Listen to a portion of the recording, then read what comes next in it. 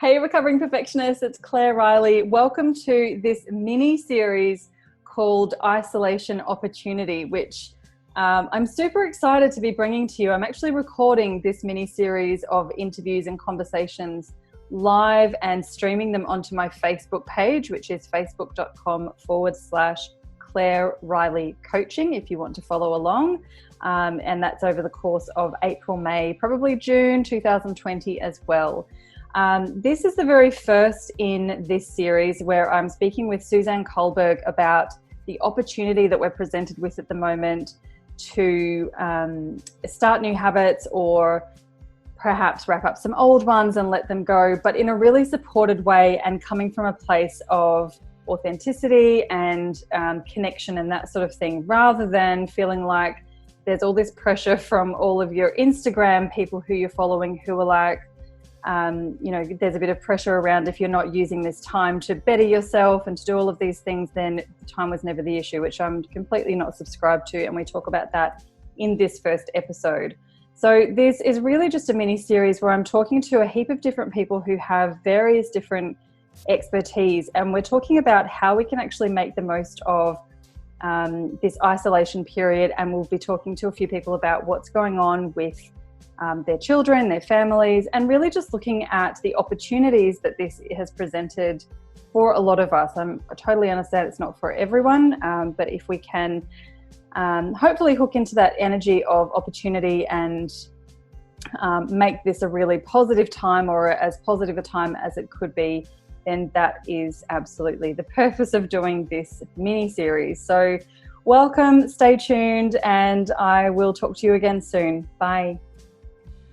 You are. So for everyone who's listening at home, this is a live recording with beautiful Suzanne Cullberg. We're talking about the opportunity through isolation to do stuff with our habits, whether that's letting some shitty old ones go or whether it is starting some new beautiful habits. Suzanne is, amongst other things, the queen of habit change and positive habit stuff. So I'm so rapt that this is our first live show for the Recovering Perfectionist, that we get to have a bit of a chat about the isolation opportunity of habit changing. So welcome. Thanks, Claire. Thanks so much for inviting me. So cool. So good to have this sort of chat. So I guess let's just kick it straight off and tell me, like, what's your opinion? How do you sort of see this entire experience for a lot of us, whether we're in business already or out of business or just in general? Like, where do we stand with habits right now? What's going on? I think there's no one right answer. It really depends on the individual. My personal take is there's a lot of things at the moment, like if you aren't making the most of this time was never your problem. And, you're not dedicated enough. And I don't think that any lasting change comes from a place of shame. So I just want to say, before I talk about habit change, that if you're not feeling up for it, if you want to sit in your PJs and watch Netflix consciously and enjoy that because you are wanting a time of rest, then allow that. Don't force it. Don't be doing anything because you think you should, because that's not sustainable. That's how we end up on these 6 and 12-week challenges and these shreds. And we have these beautiful before and afters, and then the after that we don't share ever. Do you know what I mean? So with that being said, if you are feeling like you're wanting to make some change, it's an awesome opportunity to look at what you're currently doing, what you would like to be doing, and also keeping in mind what's going to be upcoming, because you might form this brilliant habit that works really good while you're in ISO, and then when the kids go back to school or you go back to a face-to-face job or something, everything falls out the window. So not saying don't make the most of the time, but be mindful that if you do something, either do it consciously that's just for this period, or perhaps tweak what you're doing and go about this in a slow, gradual way, rather than let's be all in. Because we've all seen shows like The Biggest Loser, where put in a house, have these great results, go home, gain it all back. It's because transformation doesn't happen in isolation. That's funny. Hey. No pun intended. So it's like looking at, okay, what is happening right now? So you've got a starting point. What's my ideal? And what's the first step? And don't be discouraged if that's really, really small, because baby steps over time create really big changes, rather than this on again, off again, all or nothing that many of us, myself included, have done and sometimes still do currently.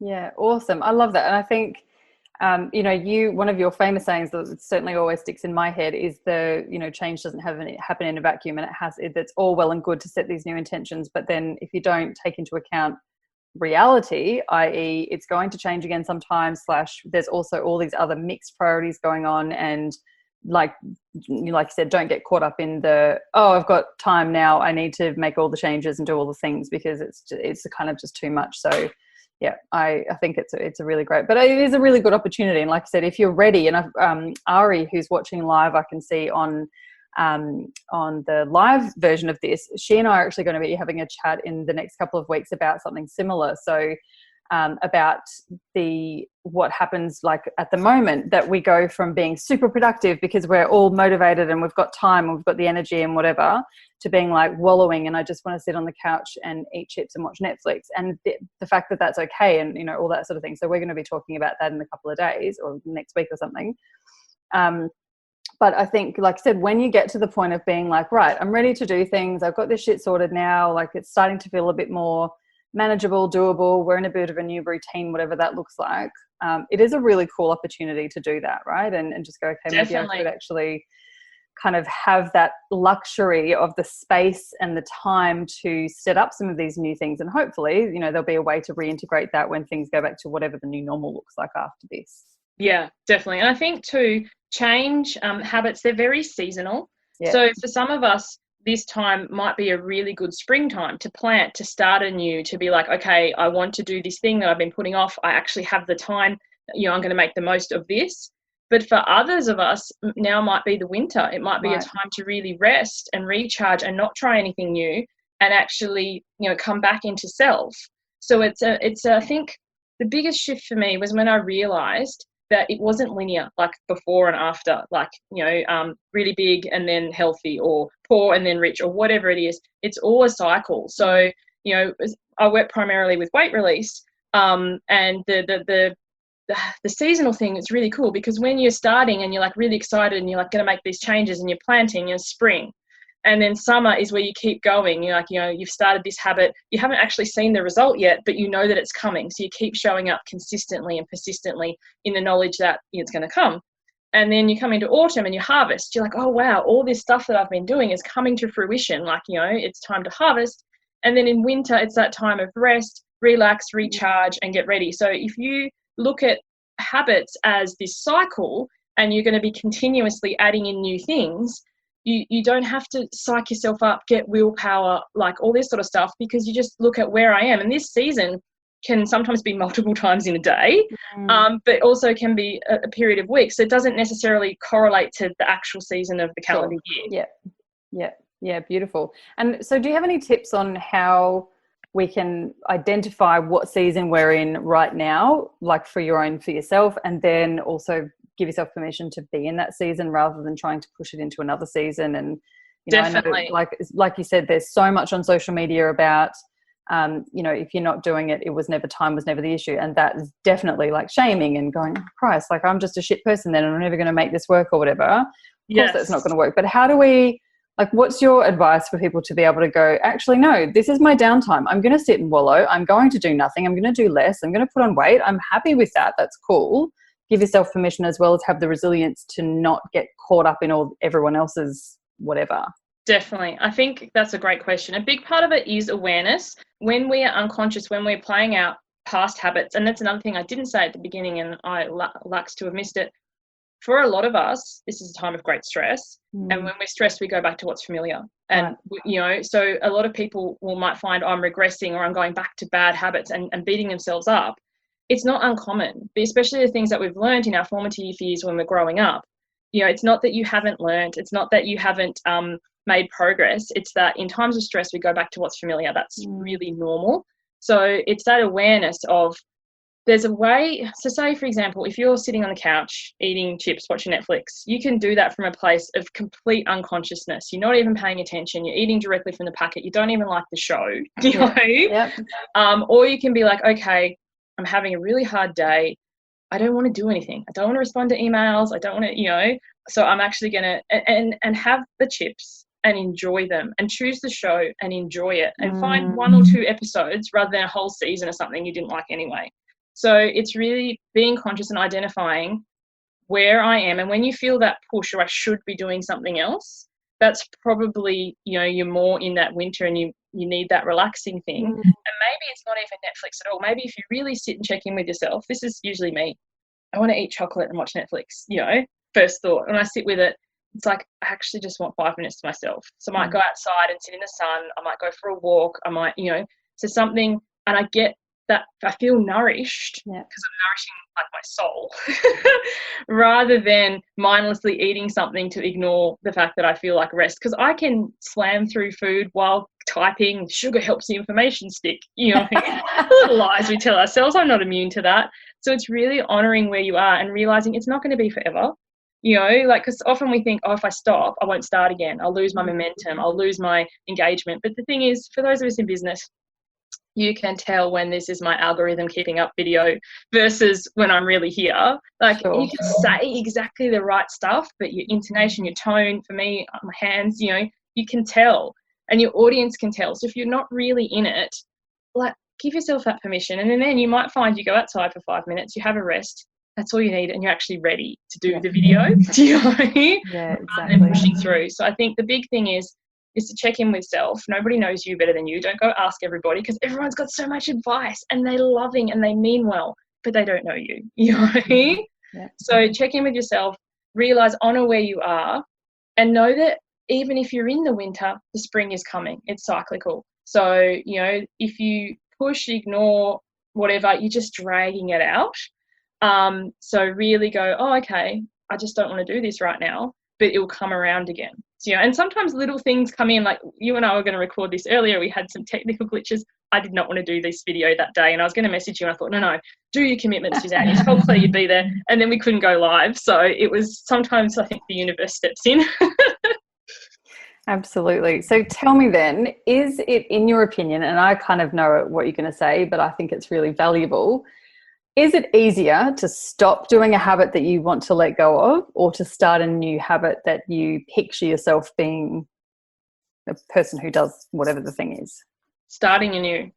But also it depends on the personality. Like, some people, for me, if I just stop something cold turkey, like, a habit is a loop. I'm back to seasons again, but you have a trigger. So you're like, it could be a time trigger. It's the time of day. It could be a mood, like when I'm really stressed or when I'm angry. It could be, there's so many things, but you have the trigger, and then you have the action, which is the habit.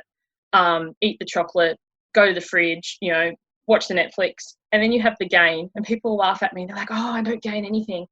In the long run, you don't, but in the moment that you do the activity, you gain the relief, the relaxation, the not having to respond. So, trigger, activity, gain. What a lot of us do is we try and muscle it, willpower. I'm just not going to do this anymore. But what that doesn't address is the trigger still happens. It's still 3 o'clock. You still get a crappy email. You still have kids whining at you. That thing is still happening.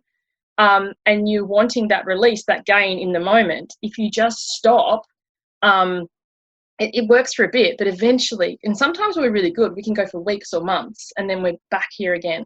So the way to dismantle a habit isn't to just stop, just willpower it, or pick something that is not related. Like, you might go, I just want to meditate. I love meditating. I'm not knocking it. But if you're really angry, you might feel the motivation, but if you go, like when your alarm goes off and you just hit snooze repeatedly, it's like that, I should meditate, but you're not going to. So pick something that gives you the same gain feeling in that moment, that of the trigger of the habit happening, that's not the eating or the Netflix or something. So it could be listening to a song, dancing it out. Dance break works all the time in my house. So I can do it with the kids, or if I'm really mad, I put my swearing music on my earbuds and just do it in my head and then get back to it. So something that gives you that same, like, for me, it's relief. It's not having to deal with something, and endorphins, so pick something new that takes you closer to your goal rather than eating or Netflix, which is taking you further away. I love it. So does that mean that it's really important to understand what your goals are? Exactly. Like long term and that sort of thing. So, because I know that's been a really big conversation, certainly with that I've had a lot in the last couple of weeks, is that all these beautiful plans we've had for the next 12 months or this current 3 months or whatever, pretty much everything's kind of gone out the window, and there's a big feeling of like disappointment, anger, sadness, fear, all of that sort of thing. So is that what sort of comes first, the chicken and the egg sort of situation? Do we need to reassess what our goals are and what we're working towards before we start talking about making changes for our habits and that sort of thing? Or do they kind of happen at the same time? Well, it's another one that it depends on the person. Like if you've got a vision, like a long-term vision, that might not have changed due to the current circumstance, but the timeline might. You know? Yeah. So you might be like, okay, I wanted this by December. Maybe it's December 21. Do you know what I mean? So I'm still wanting to work towards this. Or it might be actually in this moment with all that's happened, I really realised I don't actually want that. Yes. Because sometimes that happens. We don't reassess and we're just like, no, we have this single-minded focus, and then we get there, it's like fool's gold. It's like, oh, it's empty because it no longer has any meaning. Right. I think that's one of those memes that's around at the moment that is really quite on point, certainly for me. That's like when we go back to normal, let's have already reassessed what parts of the normal we want to keep, or what parts of the normal we want to return to. And it's a beautiful time to stock take, like all the things that maybe we were working towards because we wanted to work towards them 5 years ago and we forgot that it didn't actually matter. We didn't check in, and it actually doesn't matter to us as much these days. Or we've reconnected with people or a hobby or something, and that has then become a higher priority than some of the other things. Like, it's a really nice opportunity to take stock and almost plan a bit more about like how you want to spend your time when it goes back to normal. And yes, it's funny you should say that. I'm not one for resolutions, like New Year's resolutions and stuff, and I won't go because that's a total tangent. But I do have my friend and I don't know who started it, but she gave it to me and I've loved it. So it's hashtag Rona resolution. Like something we want to do when we're allowed out, like back to more semi-normal. I'm going back to pole dancing. I didn't realise how much I missed that because I moved into state and they didn't have a studio, and there has been one here. But it's been 6 months and I just haven't got around to it. And I'm like, no, I miss that connection. I miss that fun. I miss that exercise where I don't feel like I'm exercising. So, you know, something it's like when you don't like that, you don't realise what you've got till it's gone. Yep. So like I think reassessing, but also having a look at the silver lining, like what's doing well. I'm really enjoying the community here. Like we've got this little local library pop up on someone's lawn with the books and the box, and people are out the front sitting on the chairs, social distancing, chatting to people who are walking. Like there's this real sense that we didn't have before. Yep. So when this goes back to normal, I don't want everyone just to go back inside and not talk to anyone else. You know?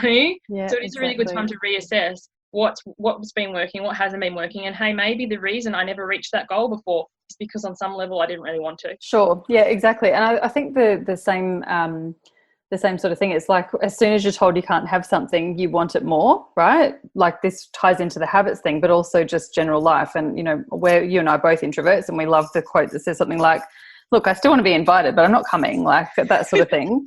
But there's definitely a thing of like, now that the option of doing these things is taken away, it's helped me understand like what's more important. And there's so much of it that I'm like, well, I'm an introvert. I'm so happy spending my Saturday nights at home on the couch. But also there's some of those little things like things that are maybe even more the things that I took for granted rather than things that I desperately want to do or that are my desperate new goals that I have to work towards or anything like that. But it's just a really interesting, I think the whole opportunity of being able to reassess what's actually important, what you're enjoying, what you want more of, what you want less of. And this is such a good filter to actually be practicing. And what you're doing, like there's ways to get to your goal that you might be able to do it faster, or you feel like you can shortcut it. But if you really don't enjoy it, it's not going to last. So people often say, like, because I'm a PT as well, I don't actively work in PT anymore, but what's the best exercise? It's the one that you'll do. Do you know what I mean? Right. Yeah. So like if you're like, I want to do CrossFit and I want to do this shred and I want to drop 10 kilos in this amount of time, you know, as soon as you stop doing that, the result will stop. But there's ways that you can get there that don't involve CrossFit. That's why I like pole dancing. It doesn't feel like I'm exercising at all. Swimming, I love being at the pool. Yoga, and people would often go, oh, how much calories can you burn in yoga? But the yoga I do every single week trumps the CrossFit I do once a month when I feel like, oh, I should do something. Yeah. Do you know what I mean? Yep, absolutely. So getting started with new habits, you've talked about reassessing the goal and putting something in place in the place of a habit you're trying to kick rather than just trying to go cold turkey or something like that. What other tips make habits stick, and picking something that you actually like and can stick to and feels consistently easy to do, easier than other things? What other tips for starting new awesome habits? cutting back. So say, for example, if you currently eat an entire block of chocolate a day, no judgment, I used to eat 2, or like 8 cups of coffee, and you're like, okay, I'm going to have none. So we seem to have this thing, it's like none or all. Do you know what I mean? So it's like, and then we can do none and we feel really like impressed of ourselves, and eventually we cave. And, you know, but if you're currently eating a block of chocolate, let's say it's 50 pieces every single day, and you bring that back to 45 and then to 40 and then to 35, and you bring it back down, it's so much more attainable, it's so much more achievable, and you can still feel that sense of achievement. Because imagine if you did that over a year, and at the end of the year you're eating next to no chocolate, just here and there, Easter, Christmas maybe, as opposed to no blocks, 5 blocks, no blocks, 5 blocks, you know, and at the end of the year you're still doing this on again, off again. I think a lot of us, the best way to change habits is to be really, really kind to ourselves. And then also when times happen of stress and we go back to something that we thought we'd nailed, just realizing, what is that trying to tell us? So I must admit, with the Easter just gone, it's kind of indulging more chocolate than I'd like. And my son doesn't eat his. It's just sitting there. I can't get over it. But anyway, it's like, what is this trying to tell me? It's like, I'm not really looking after myself. So when bad habits come back, instead of getting judgy of ourselves, what are we doing or not doing? Where are we not looking after ourselves? What kind of nourishment do we need? And address that, rather than, because the food, it's very rarely the thing right in front of us. It's something else, but that's how it comes to our attention.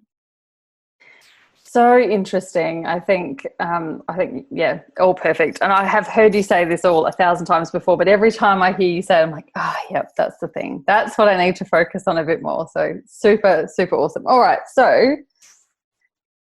last question. Through the opportunity that we're presented with at the moment, where potentially there is more stress, but there's potentially also more time at home, and there's a total change in family dynamics and time that we're doing work and all of that sort of thing, what would you say is like the number one thing, the number one key takeaway, if no one does anything else, if they just listen to this last sort of 30 seconds, what would be the message that you want to share?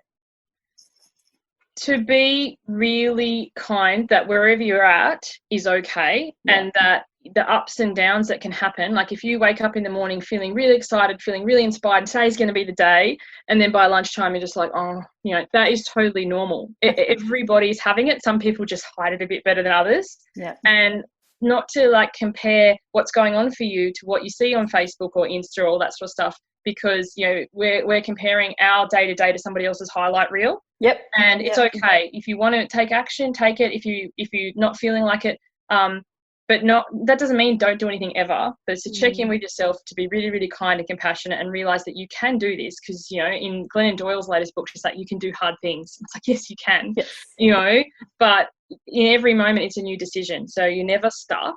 You just need to decide again. Yeah. Beautiful. If you listen to all of that, recovering perfectionists out there, permission, it's okay. No comparisonitis here. We're all in this together, but we're all having completely different and separate responses to it, and the whole thing is totally different. I had one of those days, I don't know if I've messaged you yesterday, I was having like the worst day, premenstrual, and I was crying by like 10 o'clock in the morning because I was frustrated at the online school thing, and everything just went to hell. And so I did very, very little for the rest of the day, but it was so beautiful. We did lots of painting, we had lots of cuddles, and we had lots of playtime, and that was okay. Like just going, okay, writing this day off, there's not going to be any good new habits happening today, and having the permission to do that. And now today, bounce back and right as rain. Whereas I know if I tried to push through that yesterday, today would have had a hangover. Yes, emotional hangover or actual hangover, or both. Exactly. You know? A bit of everything. Awesome. Thank you so much. I'm going to stop the recording there. So goodbye to everyone who's listening to the podcast. Thanks so much for tuning in, everyone. I'm Claire Riley. It's been an absolute pleasure presenting this show for you. If you would like to stay connected, I do run a beautiful online Facebook group community called The Recovering Perfectionists. Pretty easy to find us. We're a group of several thousand over on Facebook, so come and have a look. And if you've got any suggestions about the show, if you love it, I would love you to head over to the iTunes podcast tab and give us a rating and review. And as always, I'd love to hear your suggestions about anyone who you think we should have on the show, or any topics that you'd love us to cover. I hope you're really great, and I'll talk to you soon. Bye.